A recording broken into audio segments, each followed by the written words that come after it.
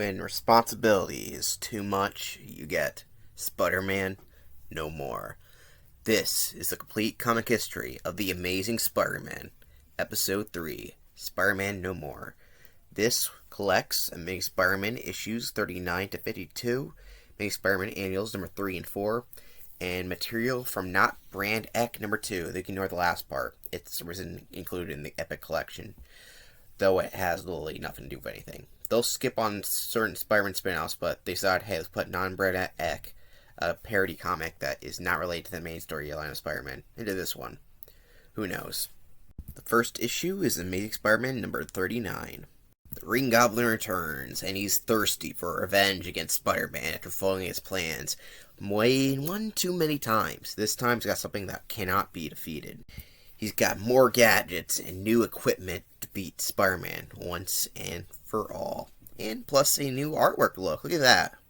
Though Spider-Man's a little busy as he's got a doctor's appointment. And of course, instead of going in the elevator, he decides to swing in and change his clothes in the maintenance office, because it's a lot easier that way. It turns out that Peter has a cold. This actually doesn't really affect him, since all it does is make his words muffled for the most part. I don't know why they made him have a cold if it doesn't really affect him, but whatever. The more important note is that Doctor is also Aunt May's doctor, tells Peter that her Aunt May is very frail and she can't afford a shock. And he's like, oh crap, she'll get a lot of shocks come Spider-Man. Oh man. So he walks to school feeling all bummed out and depressed, but he's actually not the only kid who feels that way. You see, Norman Osborn here gives his son Harry a bad time because he's a shrewd businessman. He also might have multiple personality disorder. So once again, he takes his anger out on his kid, and this makes Harry upset. And the person to actually help confide in him is Peter. They realize that they actually have a lot in common, and they really shouldn't be enemies anymore.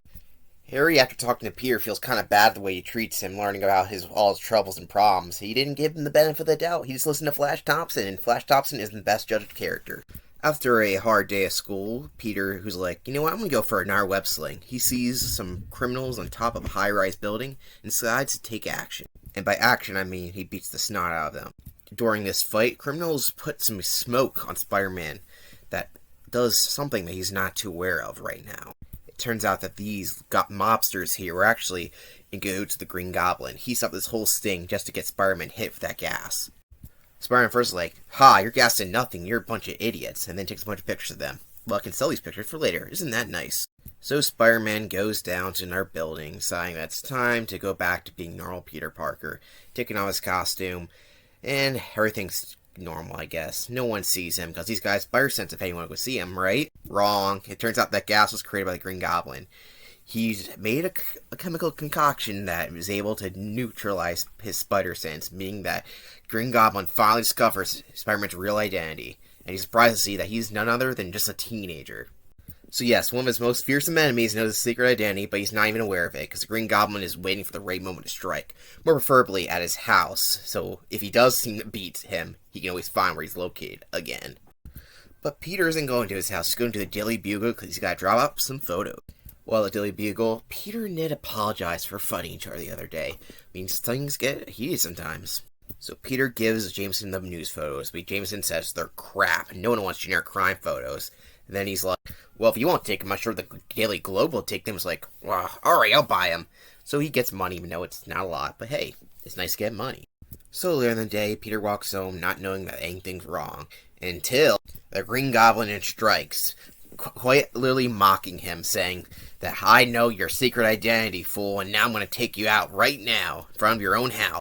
Peter's like, I'll use my web. Like, oh wait, I don't have them right now. Crap! Green Goblin shoots a bunch of black smoke out of his glider, making it so no one can see them. Well, unintentionally, he just does it to choke him out. It just means that Aunt May can see him, because there's a bunch of fog outside, and she can't tell.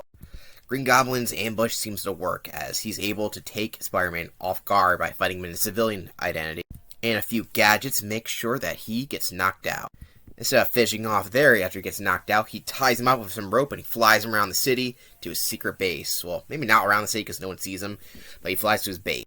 He ties him up with strong bonds so he can't leave, and he says, I have finally defeated you. You suck, and now I'm going to kill you. And so the Goblin says, since you'll never live to betray me to another soul, it's only fitting that you learn the identity of the one who has beaten you. It's the real face of the Green Goblin, the face of Norman Osborn. Yes, Norman Osborn is the Green Goblin, if you couldn't tell by all the hints in the previous issues. Next issue is issue 40. It's pretty clear that Norman isn't mentally there as he goes on and on about random things, switching between personalities a little bit. Spider-Man's going to use this to his advantage. He wants him to keep talking while he strains on his coils here so they can snap off, while the Green Goblin explains his origin. You see, before he was the Green Goblin, Norman Osborn was a cutthroat businessman who was always too busy to take care of his son and just gave him gifts rather than actually be there for him. He even screwed over his former business partner, Professor Strom, who vetted him lots of stuff. And after Strom wants more percentage of the company, he decides to frame him for criminality, basically. After arresting Strom, Norman finds some of his notes for a new serum that can apparently grant new abilities. So Norman decides to make it himself, but this causes an explosion to happen. This causes the shrewd businessman to gain new abilities as well as have a deteriorated mental state, swapping in between his former personality and a new personality of the Green Goblin, who wants to be the criminal master of New York, basically. And according to this, the Green Goblin chose Spider-Man because if he defeated Spider-Man, because no other criminal was able to, that he would immediately be able to rule the underworld. But of course, that ended up not working initially. While this is happening, Aunt May is crying because Peter isn't there. Wah wah. We're also interrupted to showcase Betty Brant is coming back to New York. Not really important at the moment, comic writer, but oh well. Also, the Goblin has invented this amazing device that he's able to showcase mental pictures or some past events from his memory. I don't think this ever comes back again, but it's neat. And why does he have this contraption? Just to showcase that the Goblin is always better than Spider-Man. He just got away because of characters that got in between them, like the Human Torch and the Enforcers and other crap like that. Spider-Man's like, you just suck, dude. He's like, no, you suck. The Goblin decides, after all this, to let Peter go. After all, he's already trying to break out, and he was even aware of it. He's like, alright, now that we both know our identities, let's go back to our superhero identities so we can fight out like men. I don't want to defeat you while you're sitting down. I want to beat you as Spider-Man, not as some lame teenager. Don't just stand there, you shiver-niveling teenage washout. Put on your costume, do you hear me? I want to defeat you as I've always fought you, as Spider-Man. Alright, Goblin, you're gonna get your wish. You'll battle Spider-Man alright, and this time there'll be no doubt who's the winner. And so the battle begins. Both Goblin and Spider-Man use all their advantages against each other in the small confines of a room. The Goblin throws all of his gadgets at Spider-Man, but through sheer willpower, Spider-Man's able to defeat the Goblin with a nice kick to the face. As a fire starts, Spider-Man sees if he's okay, because, Spider-Man doesn't kill people, even though the Goblin does know his secret identity. But luckily for him, it seems that kick to the head knocked some of his brain power away, because he doesn't remember a lot of stuff, apparently. That's good for him, because at least no one knows who Spider-Man is. So Spider-Man changes his clothes and throws the Goblin costume in the fire, thinking that he's finally got rid of the Goblin forever. He tells the fireman that the Goblin is dead and that Norman here helped him fight the Goblin, not letting him know that he was the Green Goblin all along. So after the horror day fight, Spider-Man swings back and is back at home. It turns out that Dr. Bromwell is there, and he scolds Peter. It's like, I told you not to give your aunt a startle, and you sucked. But Aunt May doesn't seem to care about this. She just cares more that Peter is feeling hot, so he must get some soup. And, well, even though he doesn't like to be babied, at least he has relief knowing that one of his biggest villains is finally out of commission for what he thinks is forever. The next issue is issue number 41. We start the issue at the Parker residence, where Aunt May's friend, Anna Mae Watson, gives her a proposal to come live with her so that she can help take care of the frail aunt. But Aunt May's worried about Peter, and she's like, well, he should be more dependable. Peter finally has enough money to splurge on himself and decides that he wants this nice motorbike so that he doesn't have to swing around as Spider-Man all the time. He can actually have another form of transportation that doesn't require him to switch to Spider-Man all the time. You know what I mean. Though he needs a financial recommendation from somebody he knows, particularly a boss, so he calls Jameson. And of course they have a little argument about it, but because James thinks he can use it to get cheaper photos, he decides, well, I'll do it anyway, even though I don't want to. So yeah, just give me good photos, and I'll buy them for cheap. Jameson has a visitor. His son, John, from the first issue. He hasn't appeared since that issue. 40 issues. Wow. And he tells his father something that he'd hates to hear. That Spider-Man isn't a bad guy. You know, he saved me in the first issue. Remember that, Dad? I never thought my own son would be taken in by such a cheap publicity stunt. Publicity stunt? Naturally, that blasted wall-crawler sabotaged your capsule himself in order to make everyone think he was a hero by later saving you.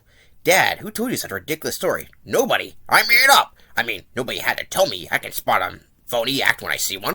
Jameson hates Spider-Man so much that he even set up a dartboard with Spider-Man on it. I love this detail. But John here has some serious news for his father. You see, he's contracted space spores. Well, on a space mission, John got contaminated with space spores, and now the government has him under watch. You see, they're worried about Soviet spies trying to steal him to study the space spores so they can use it to win the space race. This is during the space race if you don't know anything about history. Meanwhile, across the country, a man in a Rhino suit is rampaging around. With his Rhino tough hide, he's able to deflect bullets and beat the crap out of pretty much everybody. However, this doesn't seem like a big problem because he's not in New York. And back in New York, Peter finally meets up with Betty again. But they find out that they really have nothing in common after all that time spread apart. All these months, I thought about her, dreamt about her, longed for her. So now she's returned, and Nothingsville. Whatever we had before, whatever there was between us, is gone. So Peter feels nothing for Betty anymore, and Ned comes along. It's like, hey, Betty, I miss you. She's like, yeah, I miss you too. He's like, well, have fun. I don't really care about you anymore. Well, not platonically anyway. Or was it platonically? Or is it... Whatever, doesn't matter. On TV, they're showcasing news stories of the Rhino. And Spider-Man's like, I really hope he doesn't come near New York, because then it's going to be my problem, and I really don't want to deal with him right now. Those feral agent guys are pushing Peter's side, like, step aside, buddy, because he wants to say hi to his old boss, because they're trying to protect his son. But, you know, it's complicated, stuff like that. It's like, I'm not going to fight him. It's like, okay. So Spider-Man thinks this is a good time to, well, not be Spider-Man, because you know what? I might as well just study, you know, it's very important right now. Plus, there's nothing really bad going on right now. That Rhino will never appear in New York. Of course, on the news, the Rhino's been rampaging near New York. He's like, ah, crap. Well, I guess I gotta stop this guy. And where's the Rhino going towards? Well, he's trying to capture Jameson's son. To which he does, pretty effortlessly. Of course, Spider-Man tries to swoop down and try to save him, but the Rhino gives him a run for his money. See, the Rhino is strong enough to put a hole in a brick wall. Now look, hardhead, you can't run around putting holes in the walls that way. Think about how drafty you're making it for the people inside. Not as drafty as I'm gonna make it for you. Most of the fight, Spider-Man's just dodging the Rhino's charge attacks since, you know, he puts holes in the walls, so he doesn't want to have a hole in his stomach. So most of the time he spent countering attack and using webs and different sorts of ways to make him get stunned. He even tried to see if he can get his Rhino costume off by setting him into the ground. However, this hit was the last hit, since this one makes him stumble and collapse. So since the police are there, and even Jameson's there, and Spider-Man's like, yeah, I'm gonna get out of here. They can handle him now. Also, he realizes that he forgot to take pictures of the fight because he was too busy fighting the Rhino. Wah, wah. But it's okay, he's got a bike to ride. Woohoo! And all the other college kids are like, wow, you're pretty cool on that motorbike. I guess we misjudged you. And he's like, you sure did. And he's like, wow, Gwen's really hot. I don't know why I was worried about Betty when I got this hottie right in front of me. I should ask her out on a date. And that's how the issue ends, with Peter driving around on a nice new motorcycle. Next issue is issue number 42. Spider-Man is robbing a bank? What's going on here? And according to the text, this isn't anybody disguising himself as Spider-Man or a imitation. This is Peter Parker as Spider-Man robbing a bank. Though oddly, what he does with the money is throw it into the river.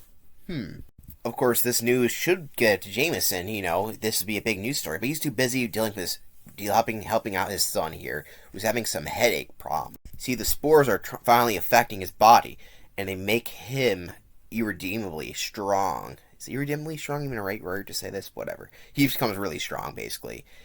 A little too strong, in fact, as the doctors say. This basically his muscles are reacting to a much stronger gravity, including even his organs, so he needs a suit in order to help him, or he might die.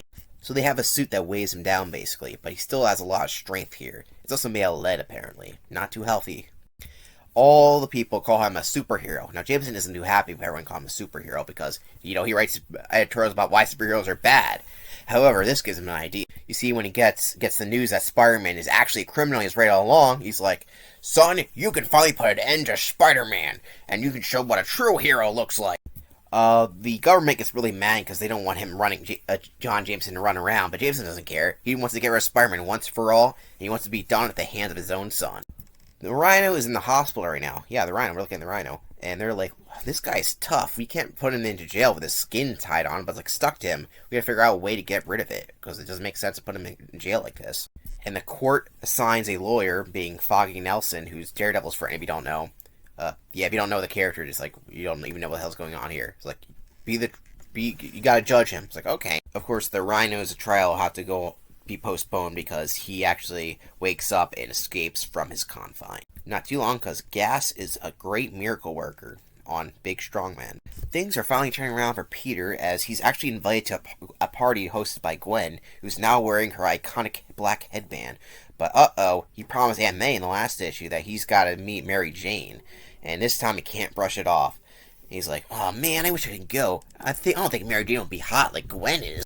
Like always, when he's in a rut, he swings around on Spider-Man, and this time he finds John Jameson, now in a superhero costume, who wants to fight him. It's like, hey, I'm not a criminal, just let me explain. But it's like, no, you are. We saw you rob a bank at the beginning of this issue, so yeah, you are a criminal, and I'm gonna beat you. So Spider-Man throws bricks at him, but he's pretty strong. Those spores must do a lot of miracle work. He webs his face and throws it on the ground and says, this'll keep you occupied for a while. I don't want to fight you, because you're not a bad guy, but at the same time, I'm not an actual criminal. You see, my spider sense detected that there was a bomb in that bag, so I had to steal this one money bag, because it was going to blow up the bank, and that's why I disposed of it in the river. And I had to clear my name now, because I guess I forgot about this whole situation. So he goes swinging over to Jameson and says, hey, can you get your son to stop trying to kill me? Also, call the bank and prove that I'm actually innocent. And Jameson's like, oh, you're wrong, but just to make sure I'm not wrong again, I'll call the bank. This is where Jameson gets the worst news. It turns out the bank was not missing any money, meaning that Spider-Man did not rob the bank, making his whole plight worthless. So even though Jameson hates Spider-Man, he tells his son that they can't really do anything about it since, Spider-Man didn't actually commit the crime. But since the spores are affecting his brain a little bit, much like how all weird superhero stuff does, he decides that he's going to defeat Spider-Man once and for all, pushing everyone out of his way and ready to fight Spider-Man once again. And they give a little fight for a while. Spider-Man uses some science by giving him a shock, claiming that this magnetic field built into your suit should cause a feedback from the generator, which I'm not sure which it does. It's a bunch of science mumbo jumbo. This kills the spores in his body, returning him back to normal, including his brains. John Jameson's back to normal. And of course, Jameson blames Spider-Man for his son getting knocked out like he did. Back at home, Peter has to get ready to meet a girl that he doesn't seem to be interested in. He's like, I really wish I could see Gwen. She's pretty hot. Maybe I can start things out with her. So Peter's busy daydreaming, not really looking forward to meeting Mary Jane. But it turns out that Mary Jane is hot! And that's the end of this issue. The next issue is Amazing Spider-Man number 43. The Rhino finally escapes from his confines and goes out to basically do whatever Rhino does. Meanwhile, Peter's shocked that Mary Jane is hot. And not only hot, she's not weird like every other character who puts him down for random reasons. She actually pretty much, even though she's a party girl, she's like, I like you, pretty cool. And you're like, yeah, this girl's pretty hot. But you know what? I like Gwen still for some reason. I have no idea. Also, it gets interrupted because he sees the news. And on the news is the Rhino. So Peter wants to go after the Rhino as Spider-Man. He doesn't know how to do it. But that's okay for him because Mary Jane actually wants to go see the Rhino in action because she likes danger, basically. It's like, wow, this is a great start. Much better than Betty, who used to be crying all the time about this stuff. You also get to see a little bit of the Rhino's backstory. He was just some guy who wasn't that smart, apparently, according to these two scientists, and wanted to get information for the world by creating a superpowered goon that could do anything they want. Of course, this plan backfires when the Rhino decides he wants to do stuff that on his own being and destroys the entire facility. There's a huge crowd surrounding the Rhino. And Peter's like, I'm gonna go up on a high place to take pictures of the Rhino. And she's like, yeah, okay. He's like, wow, this is a lot easier than dealing with another person in my life. Of course, he sets up a snazzy camera to take some pictures and fights the Rhino once again, but he is still super strong. The Rhino gets bored of fighting Spider-Man and decides he wants to attack random pedestrians instead, and he crashes into a car that explodes everywhere. The Rhino basically beats Spider-Man here, but a cop saves him. Isn't that nice? But he failed to defeat the Rhino. At least he gets to have a date with Mary Jane, and that's good enough for him. He's able to sell the photos to Jameson, who's happy that Spider-Man had to get saved by a cop, like a loser he is. Though Spider-Man has an idea on how to defeat the Rhino, he visits his good friend Dr. Connors, and he's like, we should make up a little thing to dissolve his costume. I know the idea. Spider-Man then hangs outside of John Jameson's apartment, knowing that the Rhino might probably go back for him, and his suspicion is right. Rhino comes in just to take back what he wanted in the first place. Spider-Man hits him with his trusty web, but Spider-Man is there to save the day. Eventually, the new chemicals in the web start dissolving his costume. Since the Rhino lost pretty much all his powers, because the costume was his powers, Spider-Man just knocks him out, and he's gone for the count. Of course, it makes Jameson mad that Spider-Man saved his son again, but John Jameson, his son, doesn't care. He says, Spider-Man, you're A-okay, and that sign will later become a symbol for something else, so whatever. After all that excitement, Peter gets news about his old class bully, Flash Thompson, who is getting drafted to the U.S. Army. And yeah, we won't be seeing him for a while now. Well, not right away. But Peter doesn't care because Aunt May's medication is gone. He needs to find a way to get money. And he decides to cancel his date with Mary Jane. I'm not sure why. It's not like he has to do anything. And he gets upset that she didn't seem to care that much. Wah, wah. The next issue is Amazing Spider-Man Annual number 3. The Avengers are looking for new members, and some of the members, like Iron Man and Thor, have to leave once in a while. So they're like, maybe we should recruit Spider-Man, but he seems to be a little shady. We should get someone else to vouch for him. And that person's Daredevil. Daredevil's like, I like Spider-Man. He's like my best friend. They're like, that's good enough for us. Thor finds Spider-Man and says, you are summoned by the Avengers for a trial to see if you want to be a part of us. And he's like, oh, okay. Peter thinks about this for a while. It's like, I don't know if I can be able to do it. Do you have a double identity? But at the same time, they help people out, and that would help my image as Spider-Man. Plus, my responsibility to help others, isn't it? So Spider-Man swings to their headquarters to see the sitch. All the Avengers seem welcoming to Spider-Man. Spider-Man immediately gets hostile because they want to do a test. He has anger problems sometimes, and he decides that he wants to beat up them. Especially Hawkeye. He's like, I want to fight you, Spider-Man. It's like, well, we'll see about that purple man. Also, Spider-Man believes this is a part of the test, is fighting the Avengers. Sometimes Spider-Man isn't the smartest guy. After everyone's cooled off, they're like, alright, we have an actual mission test for you. We need you to find the Hulk and bring him back here. He's been rampaging through New York. So Spider-Man decides to search for the Hulk to see if he can become a part of the Avengers. There's a problem. He's thirsty, so he goes to see Jameson, steals water from him, and then swings out the window. Spider-Man eventually finds the Hulk, and they begin a fight. But the Hulk, being one of the strongest people on Earth, makes it really hard for Spider-Man to fight. That's until he punches some gamma ray boxes, whatever that means. And for a short time, the Hulk transforms back to Bruce Banner. Spider-Man's like, oh wait, I know you. Weren't you a great scientist? And he's like, well, I used to be until I got hit by gamma rays. Just run away before I get back to the Hulk. So Bruce turns back into the Hulk, and Spider-Man doesn't know what to do anymore. He gives him a hit because the Hulk at this stage is weaker. I bet you didn't know that. He decides to web him up and bring him to the Avengers, but then his responsibility gets the better of him. He doesn't want the Avengers to arrest somebody who didn't do anything wrong, that being Bruce Banner. Plus, the Hulk didn't really do anything to him. He decides that he's going to give up and lets the Hulk go. He swings by the Avengers and says, I couldn't find him. Sorry, guys, I can't be part of your team. Spider-Man walks away, learning that he'll probably never be an Avenger, but just what fate turns out. He's just going to be a loner. One day, maybe he will become an Avenger. Who knows? The next issue is issue number 44. Aunt May's going on a vacation because she has to get away to help her sickness. That's the cure for sicknesses back in the 60s. Didn't you know that? At the same train station, our old friend Dr. Connors is having problems visioning that his arm is growing back because the chemicals they used to get rid of the Rhino's suit in the last issue is affecting him again, because apparently they're the same ones that created the lizard, making that his transformation might happen again. He's supposed to meet with his wife and kid who came to New York from Florida, but he's having reactions again. Decides to run away as his skin starts to turn green. Of course, he turns back to the lizard, who once again vows vengeance on humanity and tries to take over the world with lizards. Peter sees some of this in the background since he knows he's aware of his Aunt May and decides it's a good idea to be Spider-Man. He tells Dr. Connor's family that he'll help find the lizard or him and help cure him if he is the lizard again. So Peter goes to Daily Bugle to ask Jameson for some money to get some shots of the lizard. Jameson's like, I'm tired of giving Spider-Man free publicity. They have an argument, all that, so Peter leaves. However, Foswell here decides it's a good idea to track him to see how Peter gets those great pictures of Spider-Man. Peter then goes to the Silver Spoon, a club where he hangs out with his friends. Yes, his old bully is basically his friend now. Isn't that swell? And everyone's shocked that Peter has a friend like Mary Jane who is hot, and Gwen gets jealous because, of course, she does. What do you expect to happen? So the lizard decides to commit crimes because, well, he's a lizard and he thinks that if he does these crimes, Spider-Man will be accused of them because he doesn't need money. So yeah, he's trying to accuse Spider-Man. Not a great plan, but then again, the lizard isn't very smart. He's smart as Connors, but as the lizard, he's dumb. And of course, this works, because why wouldn't it? So Peter decides to stop paying his motorcycle. He's paying his motorcycle because Mary Jane told him to do it, because, he became a simp immediately.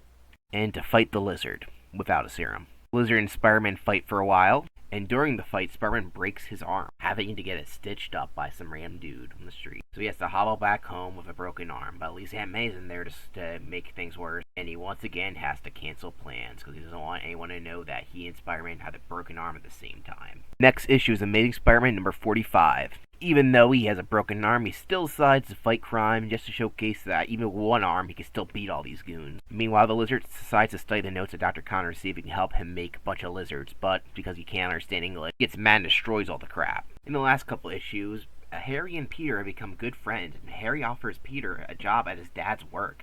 And he's like, wow, that's a great idea, but I can't because of me being Spider-Man. I wish things were better. So in the meantime, he goes searching for their lizard so he doesn't continue his rampage, and he decides to look for the House of Reptiles because, you know, Lizard likes reptiles. The lizard's at a train yard where they're transporting a bunch of different types of lizards. He sends them all out to attack Spider-Man.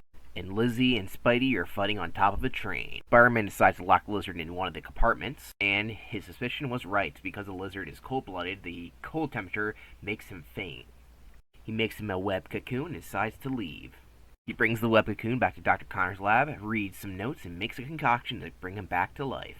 And it finally worked, and the family's like, wow, Spider-Man, we thank you so much. If only we could do something to repay you. And then Stanley got lazy and decided to not fill in these text bubbles.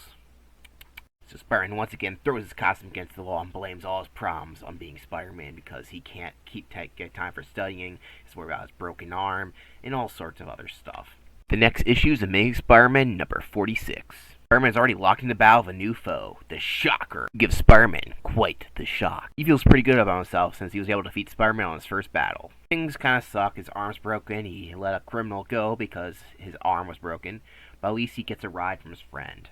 So yeah, he gets a nice ride from Harry, and he's like, you know, you want to share an apartment with me? My dad's going to buy me an apartment, and I need a roommate. He's like, well, we'll see, if Aunt May will let me. Once again, Peter's selling pictures to Jameson of the Shocker and gets money, but not a lot of money because Jameson's a cheapskate. And at this point, Foswell is tailing Peter to see how he gets his pictures. He suspects that Spider-Man and Peter are working together. You see, he used to be a petty crook, but since he got caught all the time, he's like, I need a way to get crack safes a lot better. Since Spider-Man's too busy with his own problems, the Shocker is making bank of all his cash. So he invented a shockwave that uses vibrations to basically blast stuff. He broke out of prison and made a snazzy outfit and calls himself the Shocker. Oh, and Aunt May returns home, but she's scared about Peter's arm. He's like, don't worry about it. She's like, oh. Also, Aunt May tells Peter that she's going to be moving out to her friend, and he's like, well, I'm moving out too, so that works out for the both of us. Isn't that swell? So everything's great, so they're going to the Silver Spoon to celebrate. Well, Peter is and Mary Jane. Aunt May is not going. Peter's shocked because Gwen is dancing and she looks hot.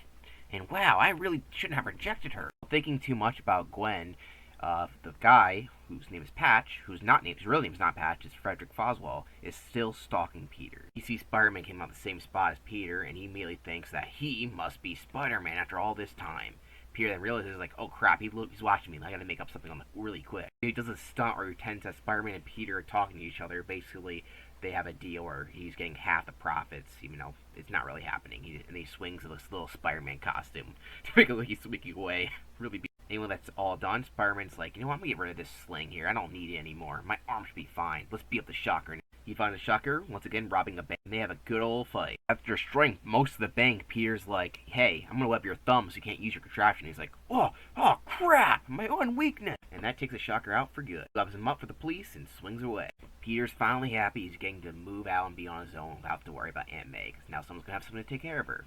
And they finally leave the house in Forest Hills after 40 issues of being there. And he moves into a new apartment for a new stage of his life. Next issue's Amazing Spider-Man number 47. A while back, it turns out that Green Goblin offered Kraven $20,000 to defeat Spider-Man. And Kraven thinks he earns it, seeing that, in his view, that he's stronger and more powerful than Spider-Man. Kraven decides to track the underling of the Green Goblin to see where he goes, and finds that he's going to Norman Osborn's residence. And he thinks that Osborn's in line with the Green Goblin as well, and maybe he can give him his rightfully earned money. Though the Green Goblin's accountant doesn't believe so, and says, you have to talk to the Green Goblin if you want that money, because you did not earn it, according to him. Present day, Kraven's once again rageful that Spider-Man is the only person that's ever defeated him, and he still thrills for Hunt. He also learns that Green Goblin apparently died a couple issues ago, and that his money that he was supposed to get was gone. This enrages the Hunter and decides to go after Norman Osborn. He says that if the Goblin can give me money, that he must do it, or he will die. Meanwhile, Peter's enjoying his new life in an apartment. He even gets to meet Harry's dad for the first time outside of Spider-Man life. Norman Osborn is very impressed with Peter. Peter is thinking to himself, I can't believe this guy used to be the Green Goblin, and he doesn't even remember me at all. Also, Gwen here is throwing a going-away party for Flash Thompson because he was drafted in the previous issue. Peter decides to ask Gwen out, and she says no, because she is jealous of Mary Jane. And Peter's like, well, why would she date me? I keep thinking about her. Why do I am so attracted to her? It goes on and on. Stanley, you're not very good at writing romance. Peter once again goes to the Daily Bugle. He sees Ned and Betty. He's like, you guys want to go to this celebration I'm going to later? And they're like, sure. And he's like, hey, James, and here's some photos. James is like, not now, I'm talking to my son. His son's back in Washington, in case you're wondering, going on another space mission, and all that spore stuff is gone. And he's like, I'm so proud of you, my boy. You're much better than that stupid Spider-Man. He breaks into the Osborn residency and beats up a butler for information on him. He's mad because Osborn is out of town, and this makes him enraged. He needs that. It's not that he wants the money, it's that the principle of it. He didn't need it to begin with, but he thought that since the Green Goblins offered it, they should have given it to him. We again get to see this amazing party, a Flash's going-away party, and most of it is just Mary Jane and Gwen Stacy trying to one-up each other in their dancing routine, and them being jealous of each other. Wow, really great. But Kraven punches his way into the party. Why is he doing this? Why, he wants to find the son Norman Osborn to blackmail him, basically. And Flash tries to fight him, but he gets punched in the face. Peter runs away and goes to disguise himself as Spider-Man. Spider-Man is able to make Kraven let go of Harry, and so they can fight one-on-one. Also, since Ned's there, he calls Jameson and tells him about the new story he's getting. And Jameson's like, I have to drive there to see it myself. Norman hears that his son was kidnapped by a madman and decides to go after him too. It seems like Spider-Man is winning this battle, but Kraven has a new trick up his sleeve. He developed this ray that comes out of these lion's eyes that reduces his strength and speed of Spider-Man, making him easy to beat. With this, Spider-Man is knocked out a little bit, but then he sees his prey, Norman Osborn. So he grabs him and says, you owe me money for the Green Goblin. And of course, Norman doesn't know nothing about this because he has amnesia, and he gets really mad. He tosses him to the side, seeing that he's just a chicken guy. He's like, whatever, I don't need the money anyway. He just cares because he only cares about the fact that Spider-Man is defeated, but, Spider-Man's right behind him. Spider-Man's going to try to stop Kraven, who's running away, because he thought he beat Spider-Man, but Spider-Man sees that the Norman is falling, and he has to save him. Peter then comes about making an excuse they need to find a camera, but couldn't find one. And then he says goodbye to his old bully, Flash Thompson. It says, even though you pissed me off, I wish you well. And he says, well, I wish you well too. And that's the end of this character arc. The next issue is issue number 48. It's winter, Spider-Man's swinging around in the cold, and he has a cold. He's looking for Kraven, but he can't find anything. He decides to swing back when he realizes he hits the edge of town, near a prison.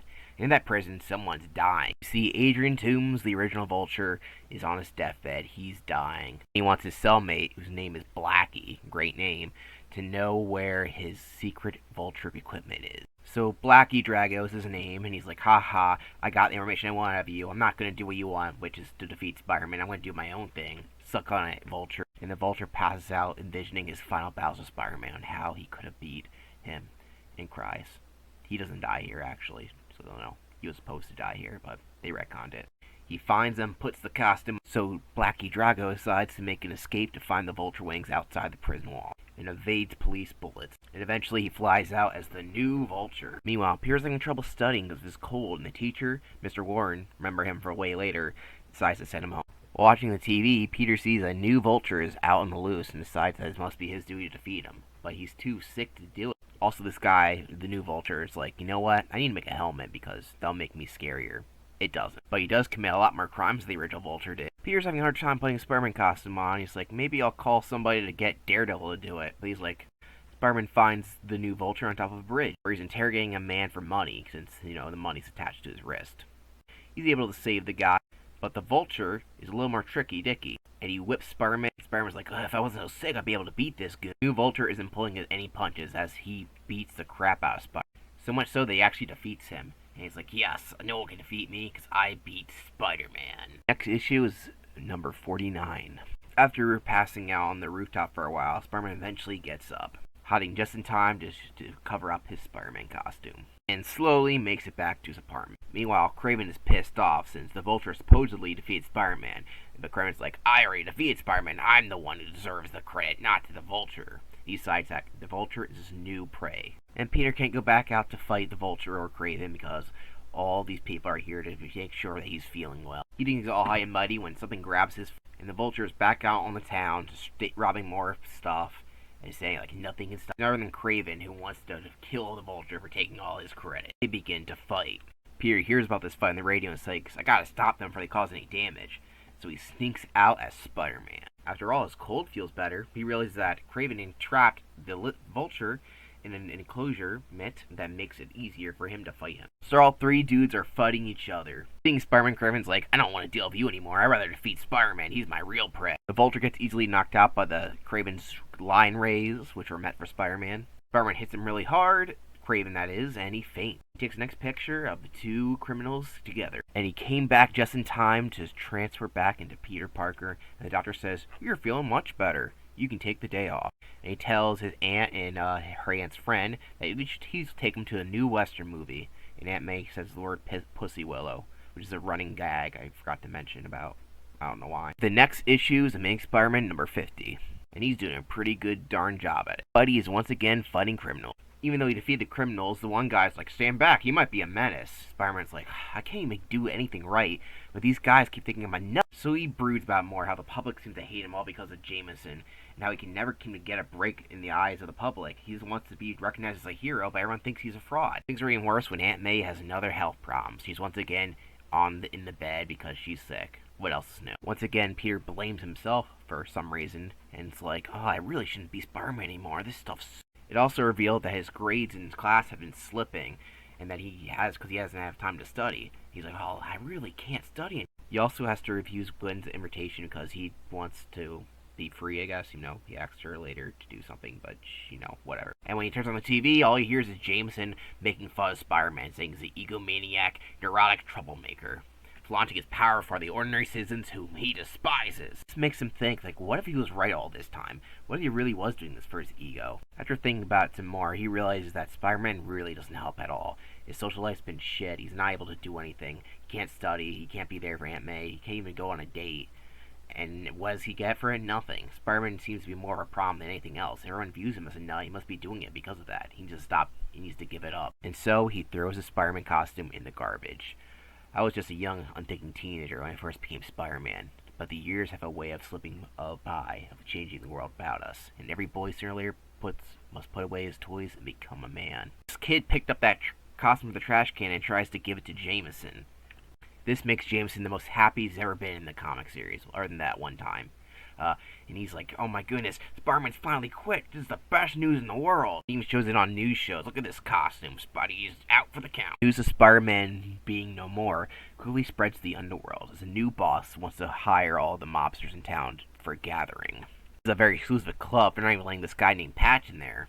Poor Patch. These mobsters are all gathered because the Kingpin, who is the new mob boss, wants to take over all the gangs as an organized crime organization. And Peter tells Jameson that he's not taking photos anymore since he gave it up. And James is like, oh, you've been messing with me, kid. Why are you doing this to me? He doesn't seem to care. Spider-Man being gone is an unfortunate consequence as crime begins to spread across the city, as multiple crimes are being committed by the Kingpin's men.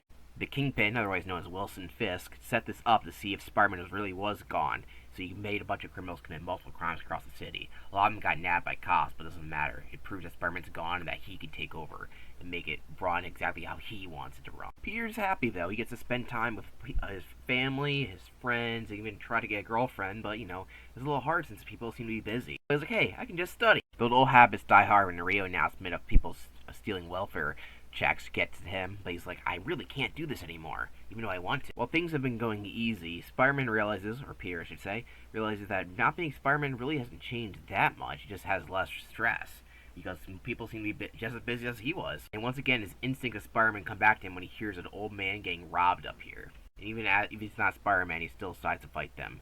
This old guy gives him a deep feeling that he forgot about. He then realizes that feeling is Uncle Ben, the man he died because of his selfish action the one time. I can never renounce my Spider-Man identity. I can never fail to use my powers which a mysterious destiny has been fit to give me.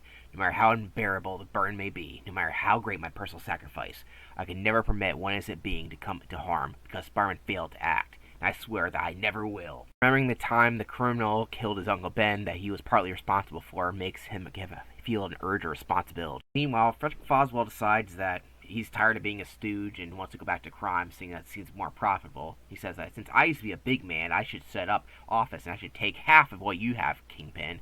This makes Kingpin pretty pissed off. Evaporates the gun he had in his hat. He says, "You do work for me, not the other way around. Got it?" And they have Frederick Foswell put on ice, which is not a good thing in gangster terms. Peter breaks in the Daily Bugle to get back his cop. And after messing with Jameson for a little bit, he's ready for action. And now Spidey's back in action. As far as the world's concerned, they better believe it. The next issue is issue number 51. Kingpin's next goal is to get rid of Jameson for publishing editorials about his underworld takeover. Basically, have him rounded up. However, things are getting a little complicated for Kingpin as Spider-Man is now back in action. He is, once more, not no more. It turns out that Kingpin has had Foswell locked up, but he wants to use him for intelligence, basically. He realizes that he'd be better much alive than dead. While this is going on, a guy named Big Turk comes in and yells at Kingpin for lying about Spider-Man being dead because he is still out there and beating up people up, and he says he wants to take over. He also calls Kingpin fat, and then makes him mad and throws him. Like, I'm not fat. I have big bones. Quite literally, he says that he's all muscle, and this is not a single bit fat. Well, it's hard to believe. Jameson is yelling in his office like usual about how there's no news story for him to cover. Well, there's a bunch of crime stories. His reporter Foswell is nowhere to be seen. He yells this to his editor, who is nameless in this issue, but the next issue will be named Robbie Robertson, and become a main player later on. Peter's also here to sell the photos he took when he was Spider-Man. He has to also forgive Jameson for, basically saying he's not giving me photos last time. But he doesn't really care because he's got photos, and that's all that matters. While riding around, Spider-Man spots some criminals doing something shady in a private club, and he decides to jump in the act. During their fight, one of them throws a grenade and makes the building partly collapse. While the hoodlums escape, Spider-Man puts a tracker on him as he's forced to lift the lumber as the people have to escape the building. Of course, people blame him for the destruction because what else is new with Spider-Man? Can't catch a break. While that's going on, more goons are going to the Daily Bugle at night, and they basically take Jameson to the Kingpin. While they do this, they blindfold him and bring him right to their master. Kingpin tells Jameson he'll let him off if he stops printing editorials, but Jameson says, I like printing the news. Screw you, dude. At least he keeps to his character. Kingpin also outs Foswell as working for him now because he wants to make sure that he cannot betray him and sneak back to the Daily Bugle. So now he's stuck working with Kingpin now because Jameson knows his real identity. Again, things might be looking good for Jameson. Well, his least favorite person's actually probably going to save him, that being Spider-Man, who found the tracker in the Kingpin's hideout. Spider-Man is easily able to capture a bunch of goons in his web, but he misjudges Kingpin as just a fatso. But keep in mind, if you call Kingpin fat, he gets mad, and he gives Spider-Man a whooping. What really takes out Spider-Man is his gas he has. And gas is Spider-Man's #1 weakness in these early comics. And with this, Spider-Man passes out. The next issue is Amazing Spider-Man number 52. Now that Spider-Man has been taken care of, Kingpin wants to kill both him and Jameson by drowning them to death. So you lock him in a room with steel barriers with water pouring in, so they will drown to death together. They underestimated Spider-Man's strength as he's able to pull off his bonds while he wakes up. While Spider-Man's concocting a plan for how they're going to be able to breathe, the Daily Bugle reporters are wondering where Jameson is and figure that he must be kidnapped. Also, Spider-Man is using his web to create a little air bubble for him and Jameson to breathe. Of course, Jameson thinks he's trying to kill them because he doesn't like Spider-Man, if you couldn't guess from the last couple of issues. Goons come in after, minutes or something. I don't know, because they assume that they must be dead, but they're like, huh, what's this cocoon doing here? And bam, Spider-Man comes out and punches them. As Spider-Man fights the goons, he accidentally yells at Jameson to get out of here, but he's stunned, so he just basically insults him and says, I'll beat you up next if you don't run. And he's like, oh, you must be more of a menace than I thought. But, Jameson isn't that smart, as he hits his head immediately as he's running. While that was going on, Kingpin starts to fight Foswell, as Foswell doesn't like Kingpin's tactics, mostly murdering his former boss. The action is interrupted by showcasing that Flash Thompson's come back to war temporarily to the hangout. It's not really important, but they thought they had to mention it. While Spider-Man's fighting the Kingpin, Foswell decides to run away. It's a good chance for him to escape. After a while, Kingpin decides it's better to escape than fight Spider-Man. But he tries to follow Kingpin through his little trap door, but it actually explodes on him. So that knowing that someone would try to follow him, he set an explosive device so the next person would die. But looking for Spider-Man, he has spider streams, so it was just a little headache. So Jameson finally wakes up and starts screaming because he thinks Kingpin's killing him or something. This alerts goons who are about to shoot at him. But luckily for him, Foswell actually tries to save him. He says, get behind me. Fortunately for him, he gets shot by a bullet that was meant for Jameson. Jameson's shocked that he'd saved his life. Spider-Man's able to tackle the goons from behind them. Spider-Man's beating up these two goons. Jameson yells at him to get a doctor for Foswell, but it's too late. Foswell's died. Too late for a doctor. Better this way. I failed at everything. Jameson gambled right for once. He gave an ex-con a job, a second chance, and when the chips were down, Foswell repaid the debt the only way he could, with his life. I don't know how or why he got involved with the Kingpin, but there's one thing I do know. When Fred Foswell breathed his last, he died a hero. So everybody but Foswell got out alive, and Jameson wants to write a new story. And of course, his story is going to be about how Foswell saved him, and they're going to write a hero's thing to him, even though he kind of did some bad stuff. But hey, he saved Jameson, and that's all that matters. Spider-Man's like, well, that's the end of the day.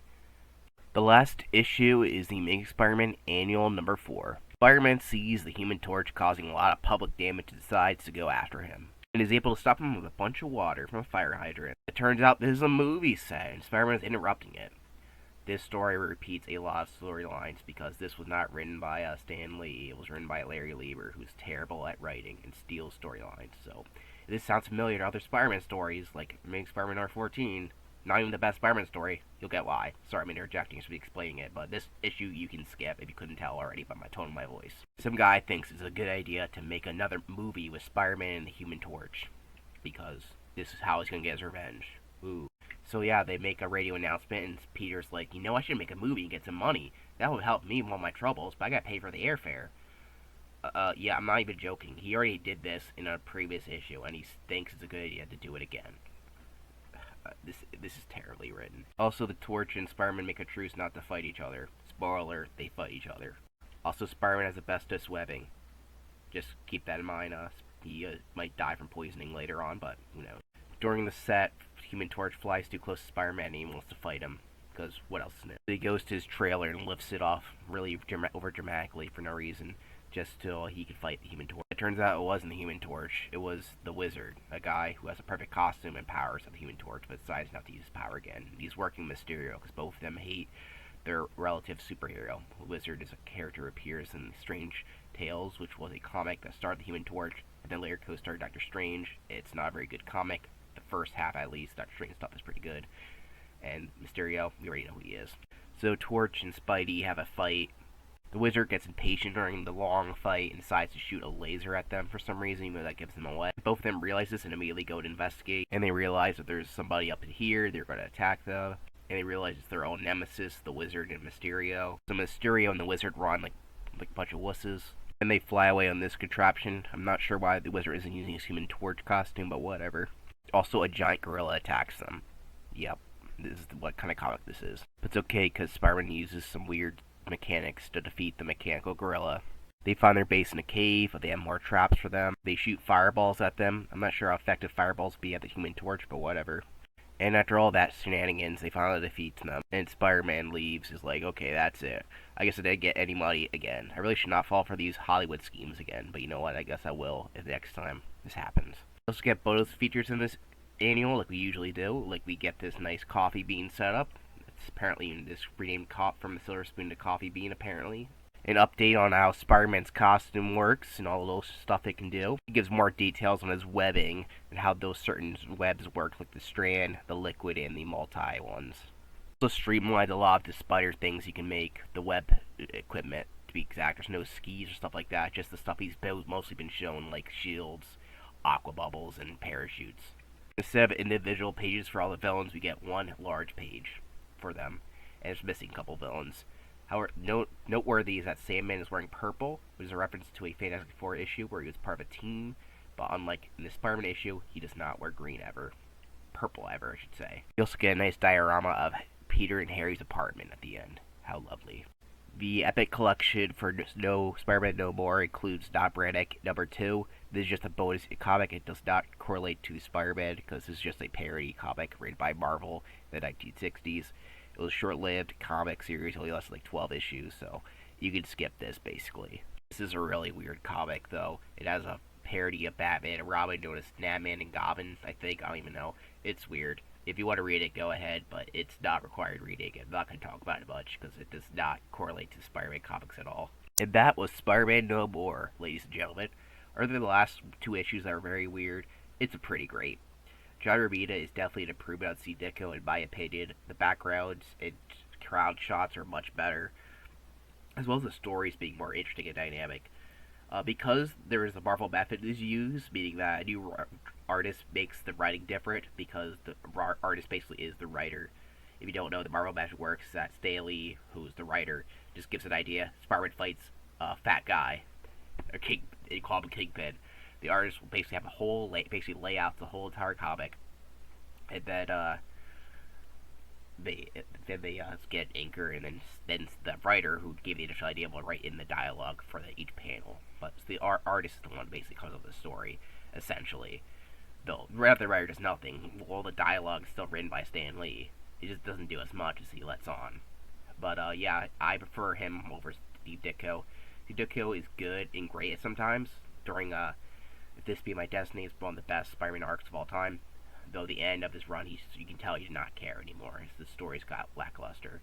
John Romita definitely develops the side characters a bit more, even if it feels like he's getting pushed by Stan Lee not to do that.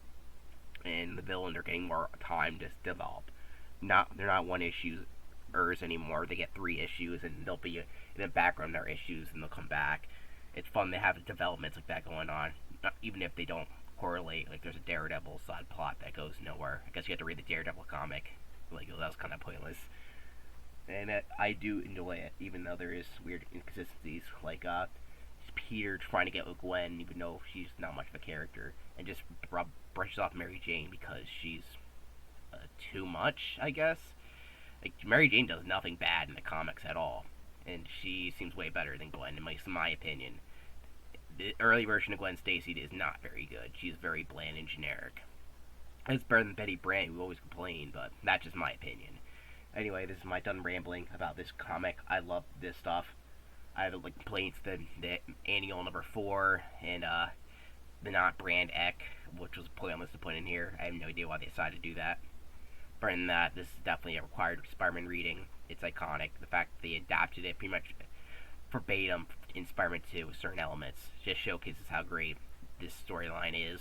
And the Green Goblin finally became a Spider-Man main villain. He was always a villain, but now he's cemented himself, in my opinion. Kingpin as well as Rhino are great villains. Shocker, not so much. And the Vulture is going to add to the new Vulture storyline we got. It's going to add to another great storylines coming up.